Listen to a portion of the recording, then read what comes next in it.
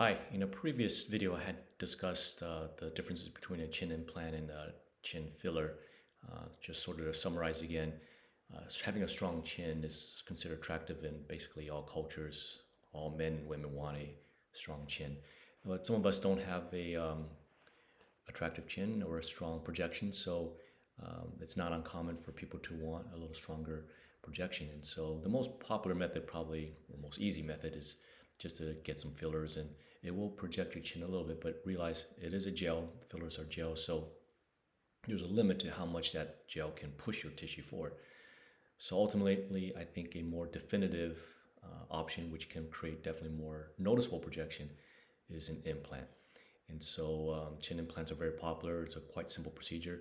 Generally, most surgeons will use an incision underneath your chin here, create a small pocket and insert the implant, and then that will create a look you're looking for. Some surgeons will go in the mouth intraorally, and that has advantage of being basically have no scar. But I find a major disadvantage of that approach is a little less precise, or more technically challenging to put the implant in a precise pocket because of the view you're going for. However, some surgeons are excellent, and I would just consult whoever you're looking for to discuss if that's the right technique for you. But in general, the two most popular chin implant shapes that I come across are the anatomical chin by Implantic. That's by far the most popular implant I choose for my patients. Is an implant that looks like this. And the nice thing about the anatomical chin implant is the shape of it fits right on the chin very nicely and create a pretty smooth transition.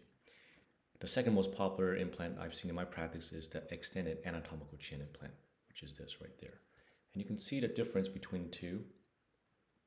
The extended anatomical chin is a little bit longer, as you can see right there. So I'll stretch it out for you and see how the extended anatomical chin is quite wide versus the anatomical chin, which is a little less wide. The reason the extended anatomical chin is popular for some patients is, as you can see, it has longer flanges on the sides. So as you can tell, it can project further to the side here, right there.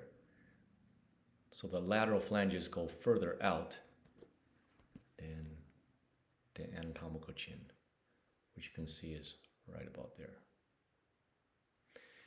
So when would you use the extended anatomical chin, the longer one? Well, if this flange is longer, it can reach the area that's really pretty commonly seen in early signs of aging, where as we start to age, the jowls come down, and you can do a little sulcus here. And what the extended anatomical chin implant can do is that little extra extension can actually fill that in a little bit, so it creates a more smoother, straighter looking jaw right here. So it's actually a pretty reasonable idea for someone who's has signs of aging and has a weak chin, because then you can blend that in and make it look less aged or old. And it's not uncommon for patients who are looking for facelifts to even want a chin implant, because the strategy with that is when you're pulling back the tissue here to create a smoother, youthful jawline, if you add a chin implant, it projects it forward and just gives you that sense of the stronger, more natural, attractive jawline. And so that's actually a pretty effective option, I guess, to enhance one's results from a facelift. You can do a facelift with a chin implant.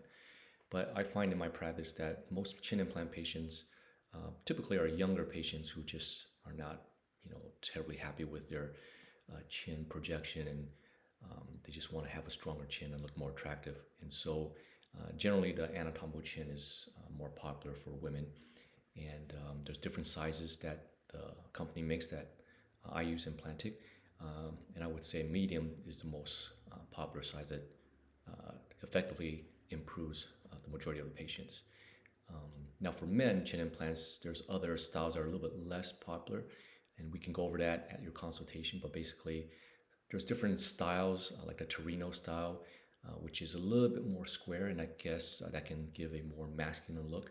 And so I find it's not a bad idea to actually hand hold various implant sizers, and that gives you a sense. But again, chin implants are very popular. Nice thing is they're very easy, very simple to do, very minimal side effects. with any surgery. However, there are potential complications, and we just have to go over that with you. But fortunately, the risks are pretty low. And the one thing about chin implant, which is sort of nice, is it is a permanent solution, but there is a theoretical advantage that, let's just say you're super unhappy with it just because it created a look that you were not expecting. We can take the chin implant out.